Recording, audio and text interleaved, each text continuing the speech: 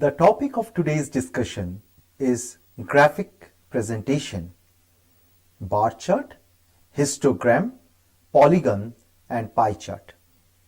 Graph is the pictorial representation of these numerical data, and this makes easier for the average person to understand than from the table.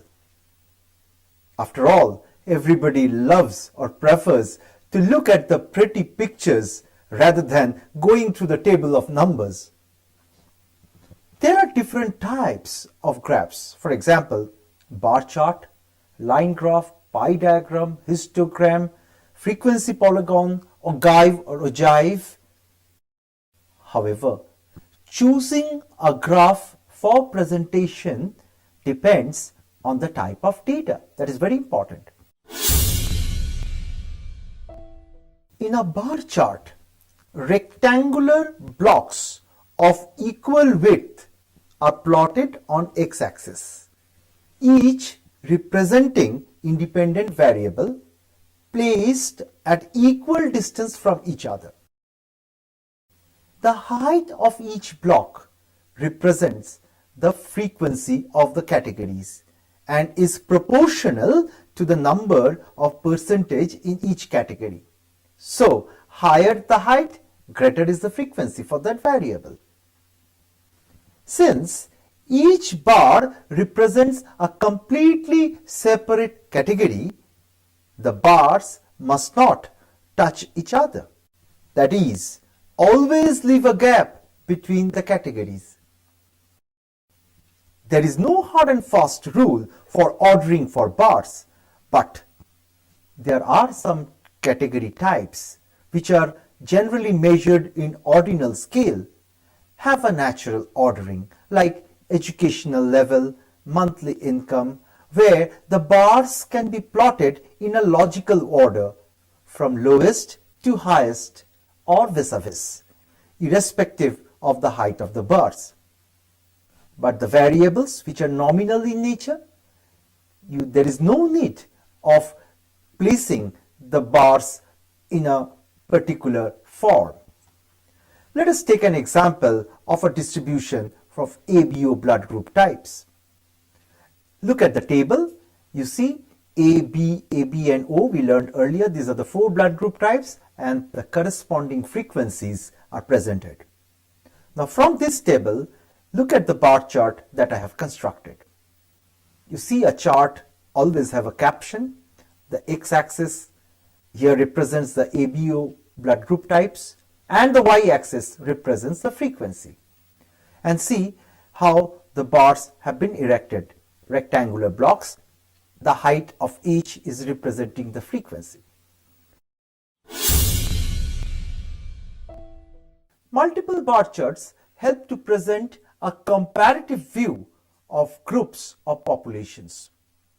Suppose you are comparing the frequency of ABO blood groups of 2 or more population. In such a case, multiple bar charts are very useful. You see, you can easily plot 2 or more bars adjacently.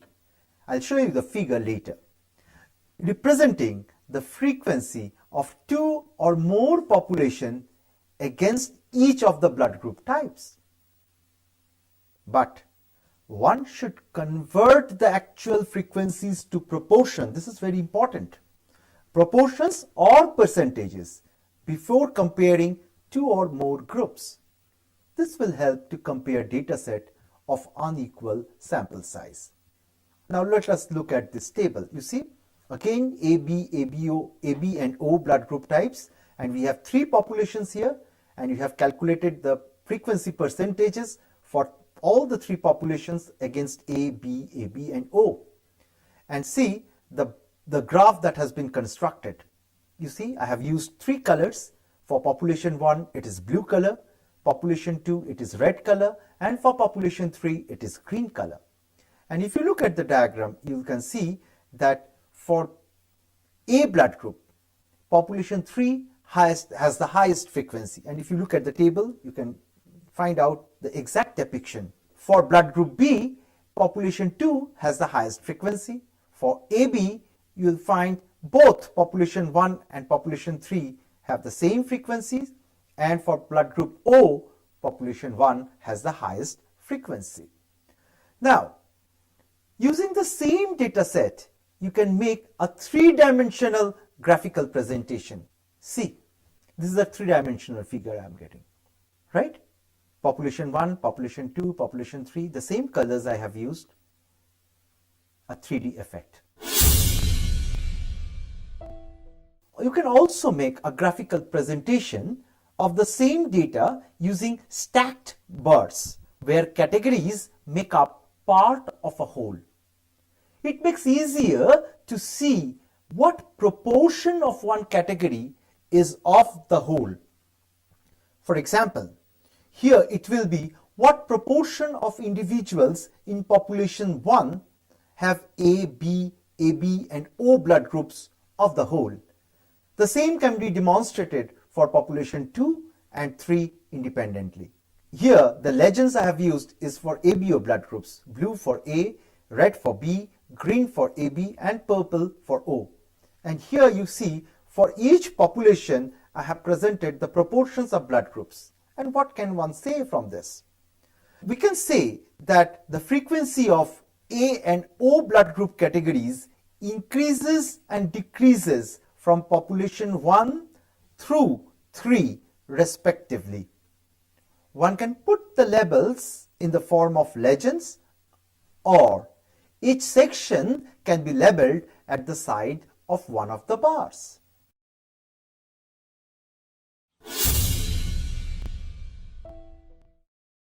Pie diagram is based on a circle where the frequencies of the variables are expressed in degrees. That means you are converting the frequencies to degrees. This is only applicable for categorical data or in case of attributes. A pie chart presents the categories of data as parts of a circle, or you can say slices of a pie. You know slices of a pie? The underlying concept is to slice the pie into areas that are proportional or percentages observed in the categories. Let us take the same data set, AB, AB and O. You know AB, AB and O are attributes. You see the frequencies given, and we have calculated the proportion in the last column. For A it is 0.27, B it is 0.38, AB it is 0.15 and O it is 0.17. Now in the example provided above, the sum of the frequencies of all the blood groups is 90. You all know that a circle represents 360 degrees. Now the frequency of A blood type when converted to degrees will become 25. See, 25 is the frequency of A blood group, divided by 90 into or multiplied by 360. You will get 100 degree. Or simply you can multiply the proportion of A blood group with 360 degree and still you will get 100 degree. Likewise, if you convert B, you will get 140 degrees, AB it is 56 degrees and O it is 64 degrees.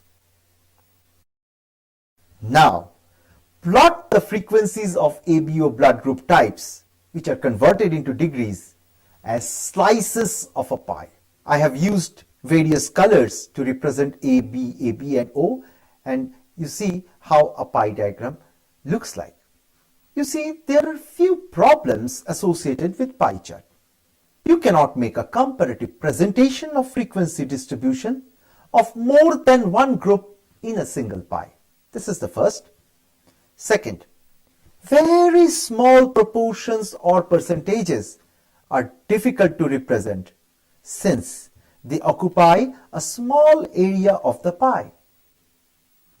And third, if the categories are more, then the representation from each of these categories become difficult.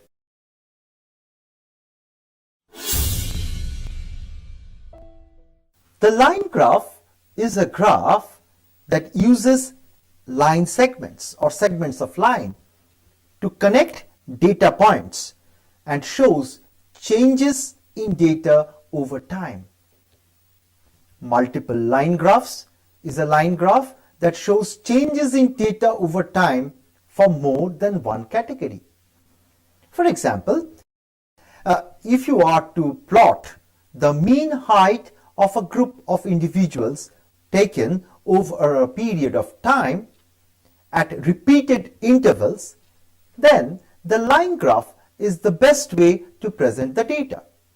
Thus, in growth studies, if you are to plot distance curve or velocity curve, line graph is used. Distance curve is the increase in body dimension or the distance traveled in successive time points. Use the x-axis for plotting the time plots and the y-axis for units of height. As per the data, plot the height of the individual or the mean height of the individuals against various time points. Now, joining the lines, you will get a curve or line graph. For example, the height of an individual or the mean height of a group of individuals increases with age. You see, at time point 1, the height is 148.5, time point 2, it is 148.9, at 3, it is 149.5, and at 4, it is 150.1. And see how the graph has been constructed.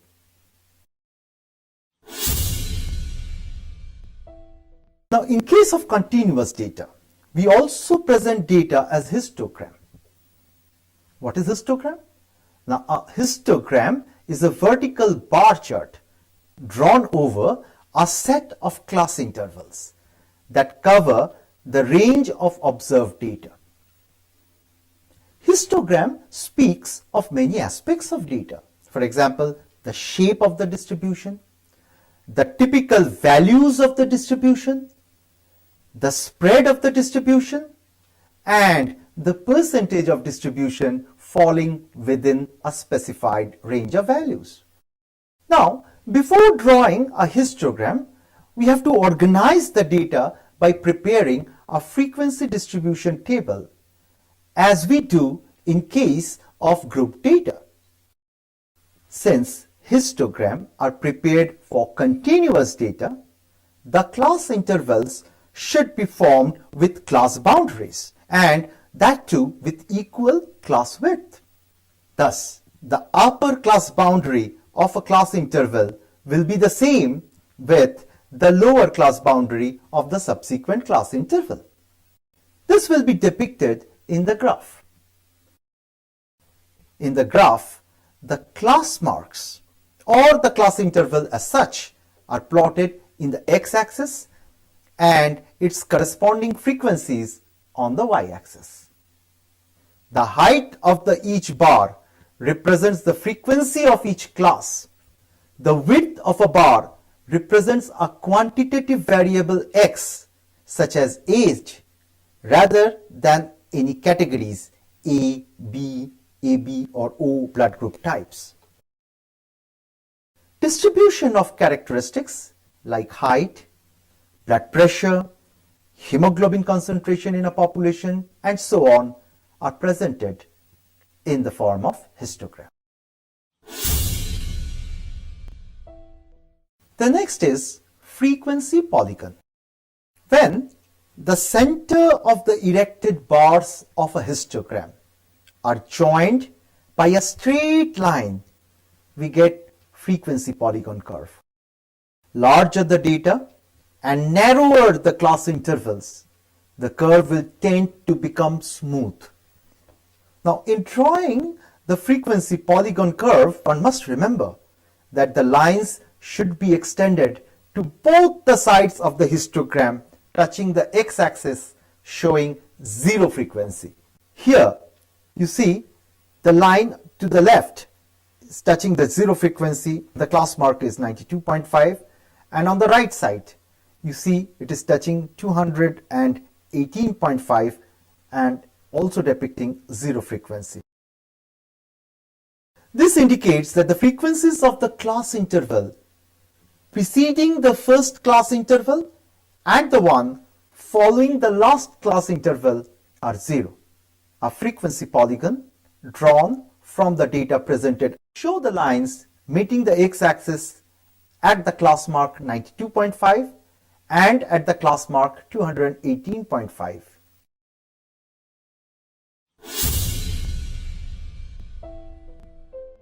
The last one is the cumulative frequency or ogive. One can pronounce it as ogive also. The cumulative frequency curve is a graphical presentation of cumulative frequency of a distribution. Prepare a frequency distribution table showing the class boundaries and cumulative frequencies. Now for each class, put a dot over the upper class boundary at the height of the cumulative class frequency. Look at this table.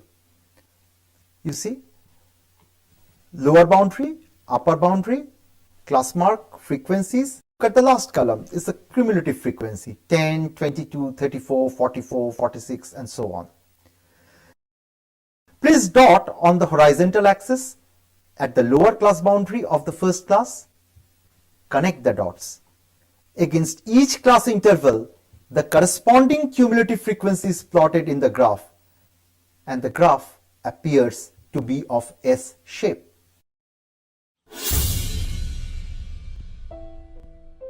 Rules of good graphs. The first, always choose the correct type of graph as per your data.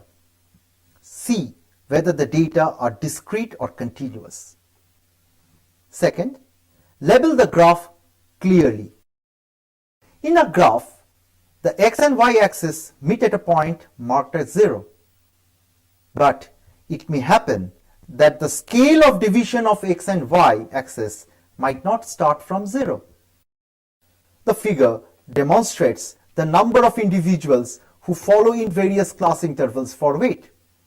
The y-axis starts from 0 to the frequency, but the x-axis, the class interval, starts from 53 to 55 kg. So these two distances are not the same. So you have a broken line at x-axis. The graph itself should be neat and clear. And the last one, don't forget to mention the source if you are using any published data. We can say that in this academic discourse, we learned that graphical presentation gives a portrayal of the frequency distribution table. Graphical presentation types vary with respect to data types and also with the purpose. These pictorial representations will help you to depict the distribution of data as well as the dispersion of data.